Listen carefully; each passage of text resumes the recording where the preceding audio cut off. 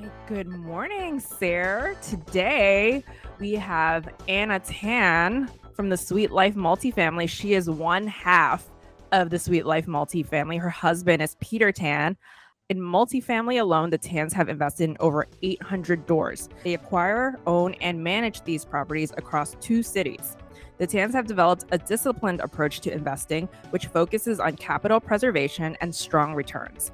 Anna, who's the star of the show today, is an engineer for a major Fortune 500 company with diverse roles in engineering, business strategy, and development. So welcome, Anna. This is a ladies podcast, so she's the superstar of the couple. Welcome. How are you, Anna?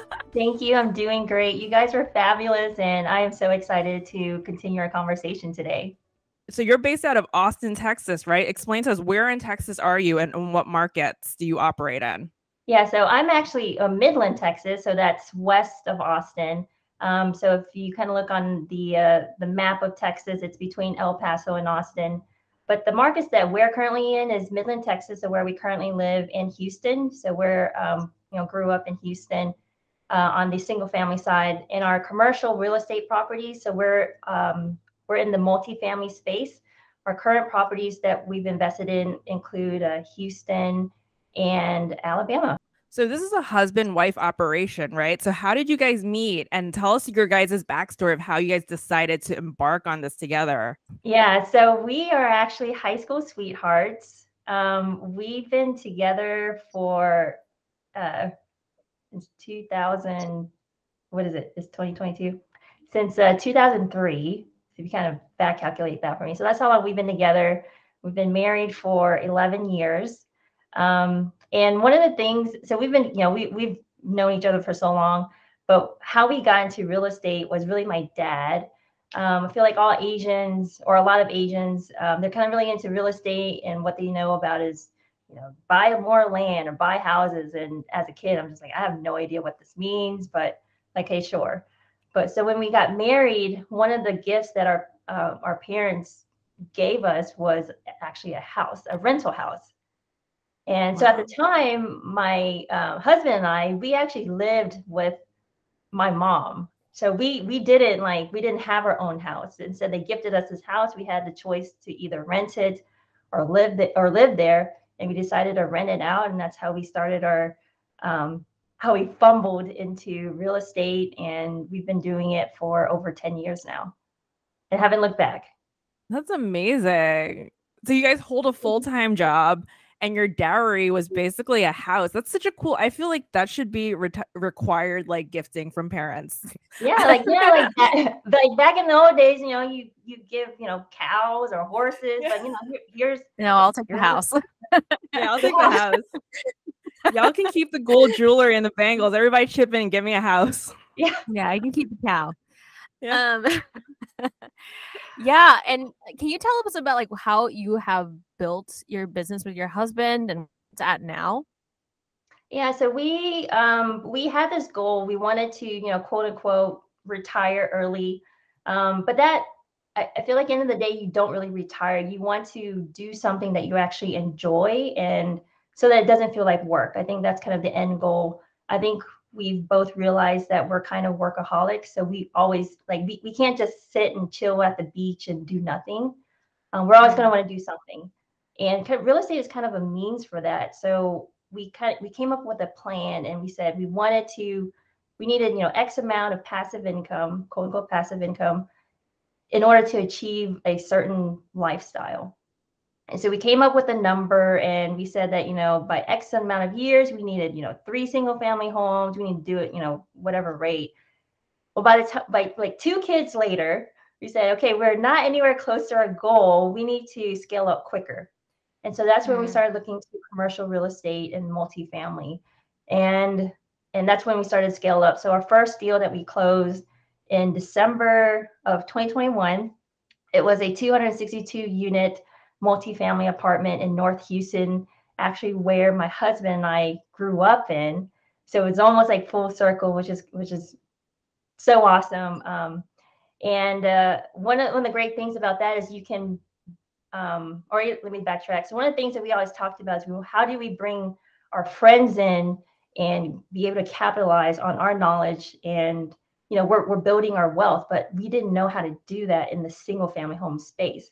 But you can do that with commercial real estate, because you can bring in passive investors and say, hey, there's this great opportunity. You come in, put in some equity, and when we succeed, you guys can too. And so that's the fun part about commercial real estate.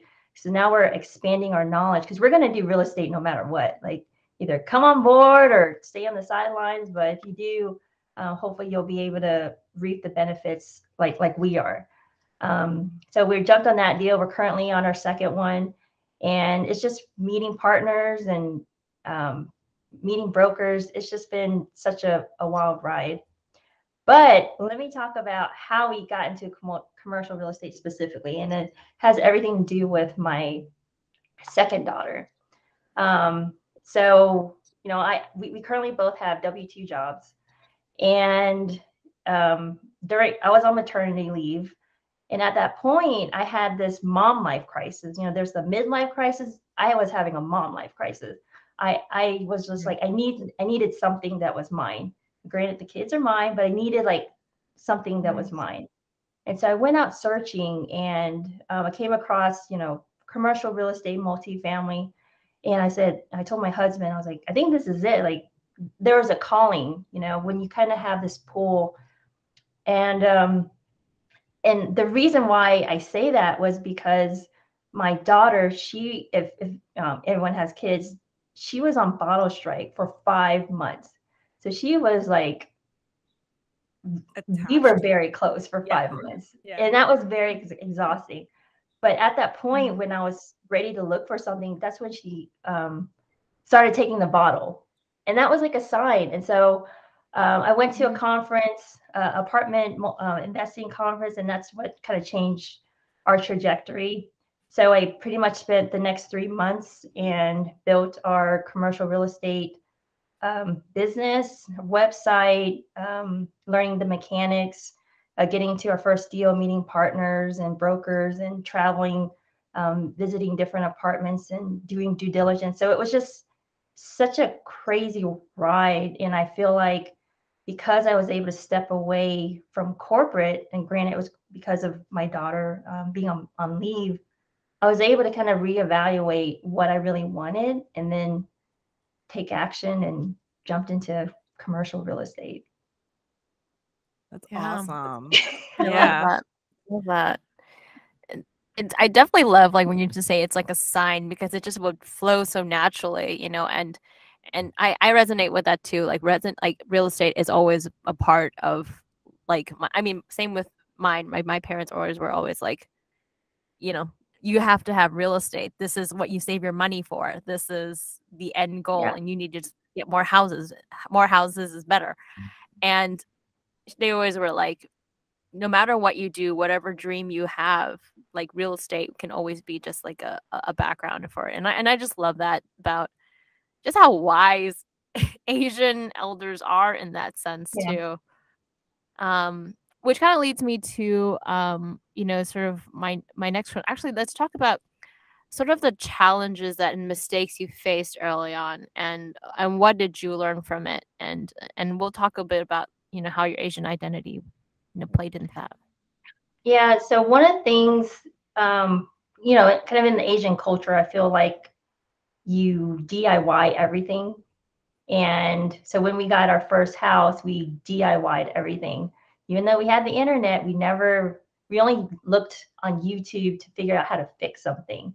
We never looked on YouTube or research kind of the best way to do something, or we never sought a mentor that could really accelerate our learnings. And I think that was something that I wouldn't say it's a regret, but definitely a learning. So which is why we were able to accelerate so quickly in commercial real estate, because we were like, okay, this is the path we want to take. We need to provide a mentor. We need to figure out, we need to find partners that know a little bit more than us, that's kind of willing to mentor us. And that way that's why we're able to accelerate so quickly. So really, when you leverage other people's time or knowledge or money, experience, resumes, you're able to move so much faster. So one of the mistakes, I'll kind of share a story. So in that first house that we had, we didn't have a way to screen out tenants. And because that's the way that my mom did, right? Like we just said, oh, if you have the deposit, 2 months deposit, great, you're kind of in. And so the one of the tenants we had, they were later described as gypsies. And so they were, they had kind of the initial family that came in. They were great. They were paying on time. Then over time, they were, they weren't paying. And then we said, oh, it's fine. You're a couple of days late. And then eventually that kind of extended longer. They would bring in other family members. They were also hoarders. And they were such terrible neighbors. The neighbor actually mentioned to us that while he was taking a break from mowing the lawn, my tenants were trying to steal his lawnmower while he went to take a quick break. Oh my God. What? Oh my God. Yeah, like it's just crazy. And the worst part of it all is when we were finally able to evict them. So we kind of understand the eviction process too, which is, I guess, a great learning moment if you consider that, if you want to get there, which you don't, is that they actually brought a German roach infestation to the house. And that they like put out a smell, kind of like skunks when they're attacked or terrified or whatever. And if you've seen Men in Black, kind of like the roaches and stuff that come out. Mm-hmm. So Oh when my husband was fixing up the house with his dad, because we're DIYers at that point, he had like a burger. He put it down, like kind of like on the countertop, on the paper. You just saw like the swarm. Oh no! Oh my like God. It was just gross. And so had we, had a screening process, had we, kind of had a mentor that told us, there are so many red flags along the way, which we wouldn't have. It wouldn't have cost us, or it wouldn't have cost us so much money. We wouldn't have spent so much time and lost some money. So definitely seeking mentorship at the beginning of whatever journey you're interested in, and leverage that person's knowledge instead of trying to sink in yourself, unless you really, really want to go through, infestations.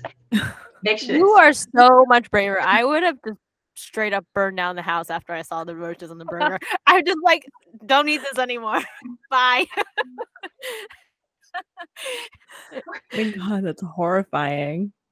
Oh my God. Well, that's yeah. I can imagine that it's a lot of learning and a lot of journey, and even all your failures like turn into great learnings for your next investment, right? Yeah, and I want to talk about circling back about your Asian identity, and what about that and the habits that it was instilled in you make you feel like it was kind of going up against or supporting your real estate success? Yeah, so one of the things was, and I feel like maybe a lot of people can relate. So I'm second generation, my parents came over as refugees. And one, we were kind of DIYers. But the main mantra was you work hard and you save everything. And you paid everything in cash. And that was it. Like if you can't afford it, you don't buy it. And I thought that was the best way to live in a capitalist society, which, it kind of made sense. But as you kind of grow older, you realize that that's not, I kind of mentioned about leveraging. That's probably, if you're okay with a certain lifestyle, maybe status quo, then yeah, that's perfectly fine. There's nothing wrong with that. But once you kind of realize that, hey, you do kind of like enjoying maybe, going on trips or experiences, or having a little bit extra income paths, you need to do a little bit more. So one thing is my, wow, I kind of forgot where I was going with that. So one thing is, you're working hard, but you got to work smart as well, and then leverage other people's time. And that's something that, you know, whenever my parents bought a house, they paid everything in cash. So if you only have X amount of dollars in the bank and you put it in just one rental house, where now, you know, say that rent house is $200,000, now you have to kind of wait, you know, maybe a couple years before you build that wealth again and be able to put a full cash offer on another house. I mean, that's going to take you forever to reach the financial freedom or financial goal that you're trying to achieve. So in commercial real estate, what we're able to do is we're going to say, hey, Anita, Tiffany, we have this great property, you know, put in X amount of dollars, which could be the same amount as a down payment on a house. And you'll be able to get passive income, you know, whether through quarterly or monthly distributions. You also get proceeds from the sale once we do sell it. So you're actually investing in an established business, which is different from, you know, the single family home space. And there, which is great, because now you can say that when you sell the property, it's based on the net operating income. So basically all the work that you put in, versus a single family home, it's all based on the appreciation of the neighborhood. So you're kind of banking on the neighborhood, time, and obviously both are, you know, you're going to kind of hold it for maybe a couple of years. So that's kind of the difference between the two, and just leveraging other resources is key, I think, in a big differentiating in Asian society. Would you say like the first group of friends that you approached with the syndication, what was their mix like, and what did your, like, I guess, pitch to your friends seem like, and how was it received? So I'm going off script a little bit, but you said something really interesting to me there, and it goes back to like Asian support networks, right? Like how was that set up for you? Yeah, so I would say it was pretty good response, and obviously everyone is very interested, but you know, also reserved, and you know, ask a lot of questions. And I think about, like, for us, we believe in honesty and transparency. Like, we're going to say, you know, all investments, end of the day, have risk. Like, end of the day, you can lose your money. And if anyone tells you otherwise, they're full of shit. But we also take calculated risk, which is why we are able to do the things that we have. But because we've been super conservative in the past, we've missed some opportunities as well. So there's been some where just like, oh, had we just, you know, jumped in, or, you know, there's like naysayers, just kind of avoid them and say, you know, you have the calculated risk. You just got to go in. This is what we've considered, you know, kind of worst case scenario. This is how we're trying to mitigate them. And end of the day, I think our friends know that we're hard workers.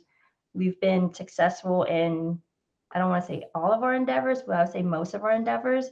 And we just don't know how to fail. Like, we will work to the bone, work to the teeth to get it sorted out. So I think with that, kind of laying out the truth, laying out what our opinion is, and we believe in what we do. You know, just kind of growing up, we didn't have, like, I'm speaking like my family and my husband the same way. We didn't go to Disney World, you know, until I think I was like in high school. That was kind of like my first theme park, essentially. We didn't get to go on these lavish vacations and trips because my parents only had basically one source of income. And as like us now, like this generation, as females, you know, whether you're the breadwinner or not, you need multiple sources of income, whether it's, you know, your 401k, your main W-2, investment, stock, whatever. Like, having one is just not enough anymore, unfortunately. So we owe it to ourselves, as females, as women, as moms, as partners, to understand what the other opportunities are out there, so that we can do what's best for our family and be able to take, you know, Disney World whenever you want to, because Disney was probably like $10,000 ago, but be able to have those experiences, because experiences and memories is what is, to me, is what's truly important in life. You're so inspiring, Anna. Anywho, I'm just gonna ask you, all right, what are your current business needs? What do you want people to walk away from here? Do you let's plug SuiteLife Multifamily. If you need more, if you want to drum up more investors and have them learn more about you, what should they do, Anna? Yeah, so our website is suitelifemf.com. It's SuiteLifeMF. So MF stands for multifamily, but can also stand for other things. I love it. And the reason why, yeah, mofos, Sweet Life mofos. So the reason why we came up with that name is because, growing up, we always kind of wanted the sweet life, either staying in the penthouse when you go on vacation or going to the sweet box, at games or football games or whatever. That was always a kind of an unknown. So that's how we came up with that name. We wanted to be able to provide passive investment opportunities to folks that are looking for additional sources of income, to kind of provide a nice hedge to their just, primary income. And coming from the petroleum industry, my husband and I have gone through, I think, 3 downturns. So having the real estate rental properties has been really nice. And it's just so less stressful when you're faced in a situation that you can lose your job over and over and over again. So that's where we're always looking for new investors. If you're new to the real estate, we're happy to set up a call with you guys and talk a little bit further, talk about tax strategies. There's just so many great benefits in commercial real estate that a lot of folks don't know. And that's something that, growing up in a, DIY, you spend what you have environment, you didn't really understand all the possibilities out there. So that's something that we want to kind of bring out to at least the Asian community, that this is how folks are being wealthy, is by not only increasing your cash flow and making more money, but you also save money on taxes. Like if you kind of save on both, then amen, sister. That's how you save generational wealth. Thank you. Yeah, and I'd love to have you back on for like tax strategy at some point. We got to circle back, because that was just like a like a tip, and then we'll have to circle back on that one. Fill it in. Thank you so much. Yeah. Next time when Anna's here, we're going to talk about tax strategy.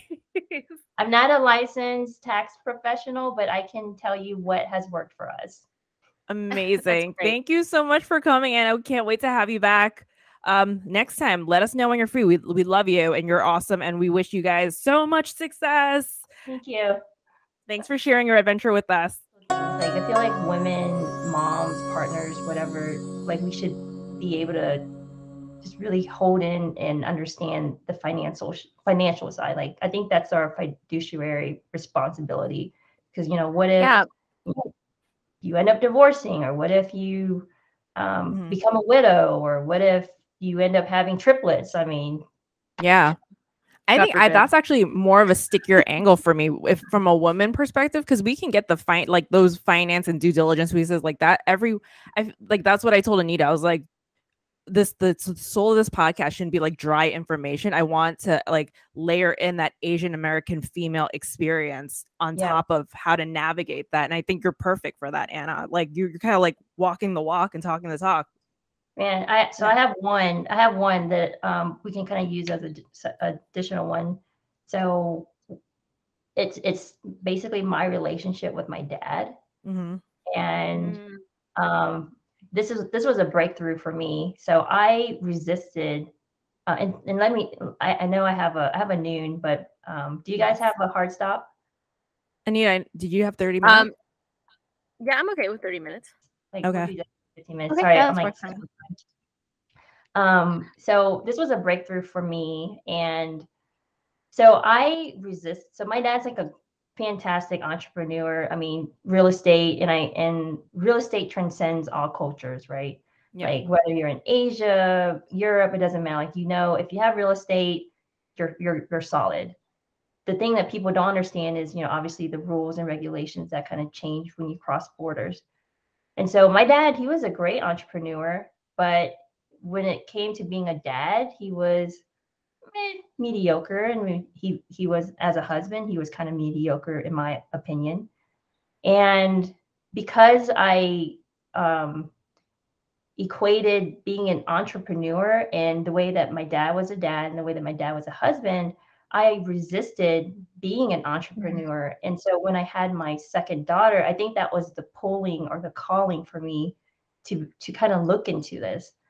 And when I look back at my corporate career, I realized the roles and responsibilities that I like really enjoyed were kind of like the entrepreneurial-ish type of roles, like being in a position where it was a new role, there was an undefined, like, how do you get there? You just had high-level objectives, and then you kind of figure it out. And my husband mentions that, that sounds like you really enjoy being an entrepreneur. I was like, no, that's crazy. And because I felt like the way that my dad treated, I wouldn't say he was he didn't treat us poorly, but he just wasn't the type of father that I wanted him to be, just being present and, going to all the, games or piano recitals or whatever, right? Well, he did go to the piano recitals, but, like all the extracurricular stuff. Because of that, I didn't think I wanted to be an entrepreneur. And once I kind of realized that you can be a successful entrepreneur and you can also be a fantastic parent, a mom, and not sacrifice like all those other things, that's when I was really kind of launched into this world of building my own business in like 3 months. I mean, once I kind of got past that, I broke through, I was like, I'm ready to go.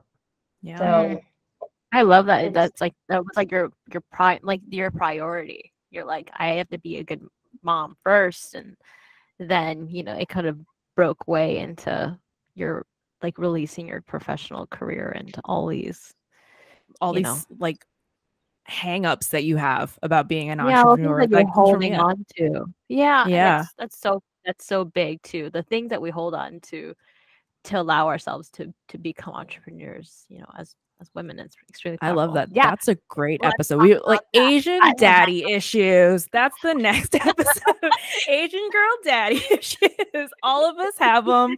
How is it holding us back? Yeah. Don't let it.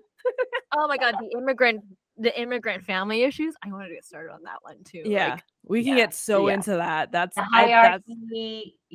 Like, this is how it's supposed to be done. You don't speak up. I mean, yes. Yep. Oh my god, a zillion of that. That's gonna be the next episode, and it's gonna be like 3 hours long. I know. There's something there. Like, definitely, it's like I mean, I know Asian people own real estate because it's like it's one of those silent things that we hold power to, right? It's like we know we participate because we are landowners, and that's just how we've established ourselves, like, silently in the background for generations. Yeah. Anyway, that'll be a love different it. topic. I love it, Anna. Yay, we'd love to have you back. Thank you so much.